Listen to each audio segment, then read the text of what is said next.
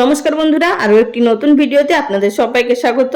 আজ আপনাদের তৈরি করে দেখাবো একদমই সহজ পদ্ধতিতে ঝটপট একটি নাস্তা তৈরি হয়ে যাবে, যেটা কি প্রায় 6 থেকে 7 ঘন্টা মতো একদমই নরম তুলতুলে থাকে।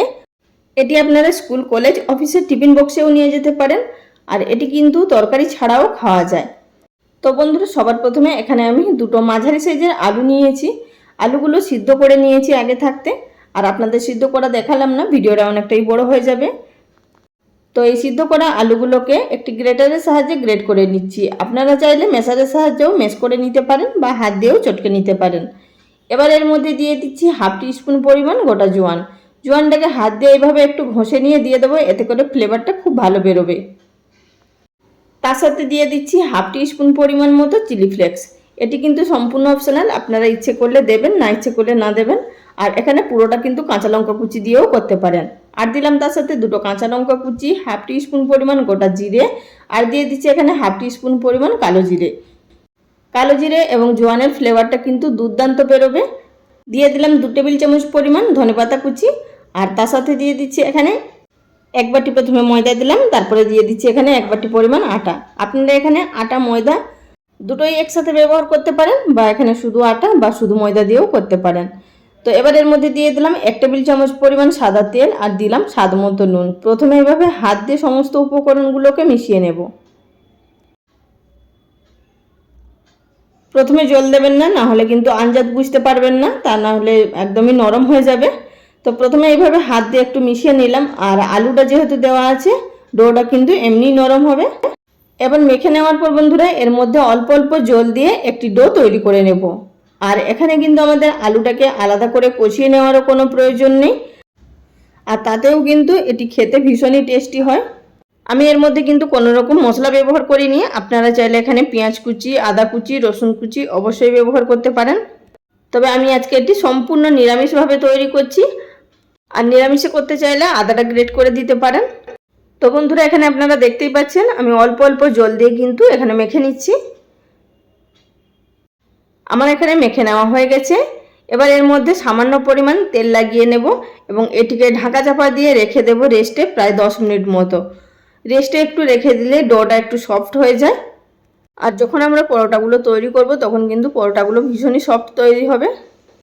আর বন্ধুরা, এছাড়াও চ্যানেলে 48 ধরনের নাস্তার রেসিপি বা স্ন্যাক্সের রেসিপি আপলোড করা আছে, আপনারা চাইলে দেখে নিতে পারেন। কিছু লিঙ্ক ডেসক্রিপশন বক্সে দিয়ে দেবো, বা প্লেলিস্ট করা আছে, সেখান থেকেও আপনারা চাইলে দেখে নিতে পারেন।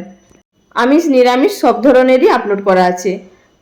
তো 10 মিনিট রেস্টে রেখে নেওয়ার পর এবার এর মধ্যে থেকে কিছুটা পরিমাণ ডো নিয়ে অল্প করে ময়দা লাগিয়ে এটিকে বেলে নেব, একদম পাতলা করে বেলে নেব।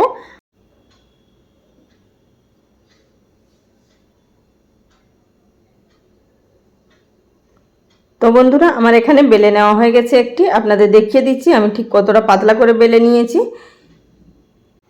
তো দেখুন, এমনইভাবে বেলতে হবে যাতে খুব বেশি মোটা নয়, আবার খুব বেশি পাতলা নয়। ঠিক এইভাবেই আমাদেরকে রাখতে হবে। একই রকম পদ্ধতিতে আরও একটি আপনাদেরকে বেলে দেখিয়ে দিচ্ছি। তো অনেকেই আবার মোটা পরোটা খেতে পছন্দ করেন, তারা সেক্ষেত্রে চাইলে আপনারা মোটা পরোটা তৈরি করতেই পারেন। যে যার নিজেদের পছন্দ মতো মোটা পাতলা তৈরি করে নিতে পারেন।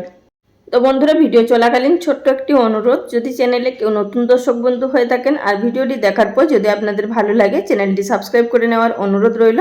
পাশে থাকা বেল বাটনটি অবশ্যই প্রেস করে রাখবেন, এতে করে পরবর্তী ভিডিওর নোটিফিকেশন সবার আগে পেয়ে যাবেন। তো বন্ধুরা, কিছুটা বেলে নেওয়ার পর এবার চলে এসেছি এগুলোকে ভেজে নেওয়ার পদ্ধতিতে। গ্যাস ওভেনের উপরে একটি তাওয়া গরম করে তার মধ্যে দিয়ে দিলাম বেলে রাখা একটি পরোটা। হালকা একদিকটা সেঁকে নেওয়ার পর অপর দিকে উল্টে দিতে হবে। অবশ্যই কিন্তু গ্যাসের ফ্লেম লো টু মিডিয়ামে রাখবেন, যদি হাইতে রাখেন তাহলে কিন্তু পুড়ে যাবে আর ভেতর থেকে কাঁচা থেকে যাবে। এইভাবে লো টু মিডিয়াম ফ্লেমে রেখে এটিকে ভেজে নিতে হবে আমাদের। তো যখনই দেখবেন উপরে সারফেসটা এইভাবে শুকিয়ে আসছে, তখনই আমাদের অল্প অল্প তেল দিয়ে এটিকে সেঁকে নিতে হবে। আপনারা চাইলে এখানে ঘি বা বাটার দিয়েও সেঁকে নিতে পারেন, আমি এখানে রিফাইন তেল দিয়ে সেঁকে নিচ্ছি। আর বন্ধুরা, আপনারা বিশ্বাস করবেন না, এর মধ্যে কোনো রকম স্টাফিং বা এর মধ্যে কোনো রকম মশলা ছাড়াই এই পরোটাটা খেতে দুর্দান্ত লাগে। আপনারা বাড়িতে একবার এই সহজ পদ্ধতিতে তৈরি করে দেখুন, আশা করছি আপনাদের ভীষণ ভালো লাগবে। এর সাথে তরকারিরও প্রয়োজন হয় না, শুধুমাত্র একটু টমেটো কেচাপ হলেই হবে, বা এটি আপনারা আচার দিয়েও খেতে পারেন, তাতেও কিন্তু খেতে খুব ভালো লাগে। আর বন্ধুরা, খুব ভালোভাবে এটিকে উল্টে পাল্টে চেপে চেপে সেঁকে নিতে হবে। যেহেতু এই পরোটার মধ্যে ধনেপাতা, কালো জিরে, কাঁচা লঙ্কা দেওয়া আছে, তাই এটি কিন্তু ফুলবে না। এইভাবেই আমাদেরকে চেপে চেপে ঘুরিয়ে ঘুরিয়ে সেঁকে নিতে হবে ভালোভাবে। একই রকম পদ্ধতিতে আরও একটি আপনাদের তৈরি করে দেখিয়ে দিচ্ছি। পরোটাগুলো তৈরি করা ভীষণই সহজ, কিন্তু ভীষণ টেস্টি হয়। আর বন্ধুরা, সবগুলো পরোটা একবারে বেলে নেবেন না, তা না হলে কিন্তু নরম হয়ে যাবে। যেহেতু আলু দেওয়া আছে এখানে, প্রথমে কিছুটা বেলে নিয়ে ভেজে নেবেন, তারপরে আবার কিছুটা বেলে ভাজবেন। একসাথে সবগুলো বেলে রাখবেন না। তো একই রকমভাবে পরোটাগুলো সব ভেজে নেওয়ার পর আপনাদের সামনে চলে এলাম। তো দেখতেই পাচ্ছেন পরোটাগুলো দেখতে কতটা সুন্দর হয়েছে। তো বাচ্চারা তো দেখতে এতটা সুন্দর হয়েছে, তো দেখে এমনিতেই খাবে। এবার আপনাদেরকে আমি একটি পরোটা কাছ থেকে দেখিয়ে দিচ্ছি যে পরোটাটা দেখতে কতটা সুন্দর হয়েছে এবং কতটা সফট হয়েছে। তো দেখতেই পাচ্ছেন একটা হাতের মুঠোর মধ্যে চলে আসছে, এতটাই নরম হয়েছে।